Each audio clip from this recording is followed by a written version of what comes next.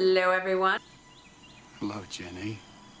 Is a motherfucking bitch and so on you. Welcome to a beautiful rainy day in San Diego, and you can't see it because I fucked with the white balance because it's too dim in here. Before we go any further, I'm going to do both you and my viewers a favor and fix your white balanced post.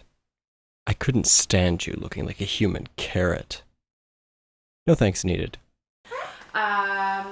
Let's see. So today I kind of wanted to talk about the men who are feminists on YouTube. So I've been thinking about it a lot. For the most part, I would say that Demotivator Opinion, Michael Rowlands, and Kevin Logan are the least mature with their content. You know what? That's an entirely fair criticism of the Three Stooges, and myself for that matter. But I think it's important that we can make fun of each other to challenge our ideas. I feel like you're about to say that your videos are much more mature and that we should follow your lead. Kind of like me.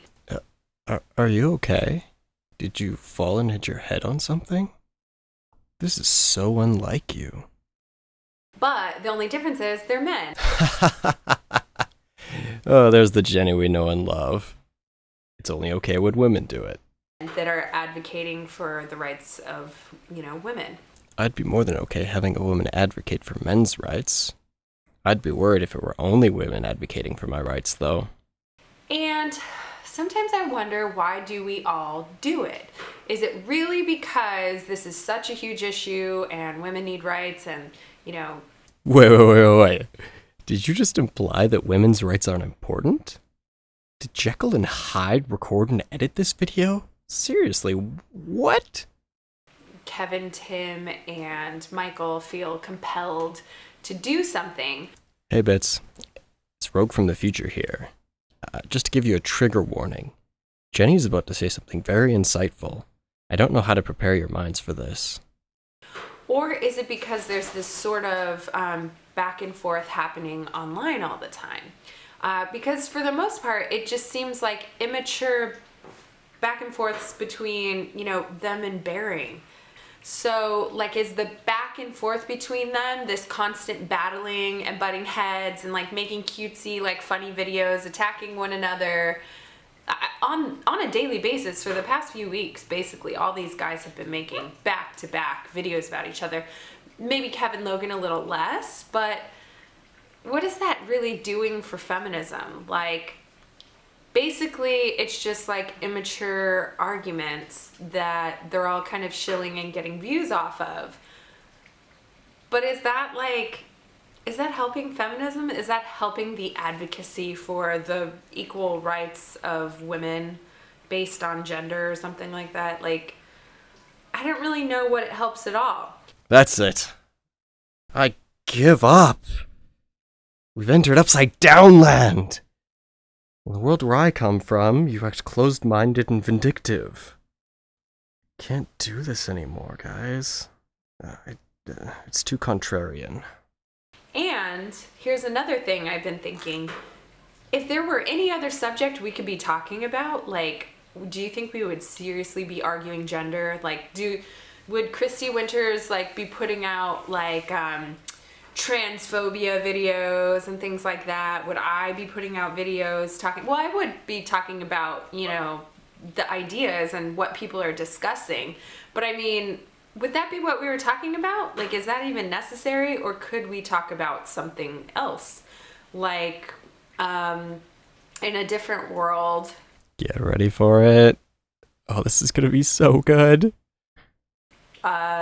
Would Michael Rowlands be making 1,000-degree hot knife videos where he cuts through things?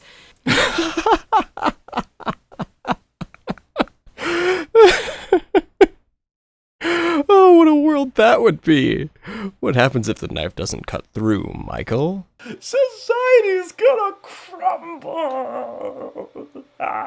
Because in the end, is it that we all want to reach out and communicate with others? I don't really understand what it's all about sometimes. And is there a better way for us to enjoy socializing than with some silly, immature humor? I don't think so.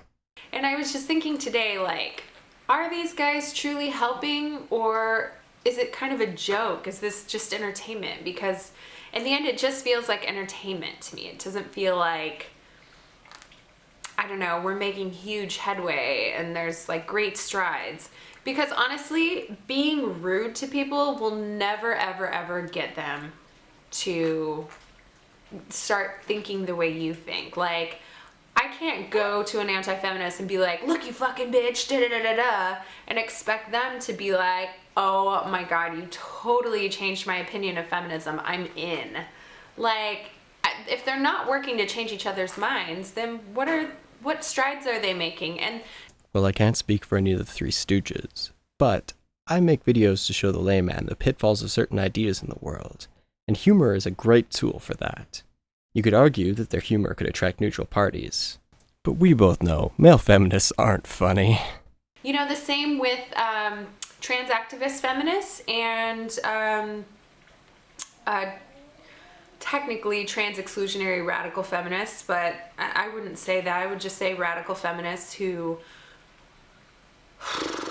question transgender. I don't even know what I would call it at this point, because I've definitely had a more in-depth run-in with these feminists recently, and I do feel that they're very exclusionary to people that don't think like them. Both sides are. But what is the fucking point? Like, what positive gains are going to come out of that? What kind of progression? That's exactly why people don't like feminists. Either you think like them, or you are Satan to them. Come on, you're only one step away from figuring it out. It's so frustrating to watch. Your moments of clarity come so close. So basically that's my thinking of it. Like, I don't really understand what this is all about sometimes. Neither do I. Neither do I. Anyways, have a good day. Love you. Bye. Hey, you know what that means? It's the end of my video too. Make sure to like and subscribe if you like the video. Leave a comment down below, telling me how close you think Jenny McDermott is to finding out the truth. Also, the link to the original video is in the description. And as always, have a great day, bits.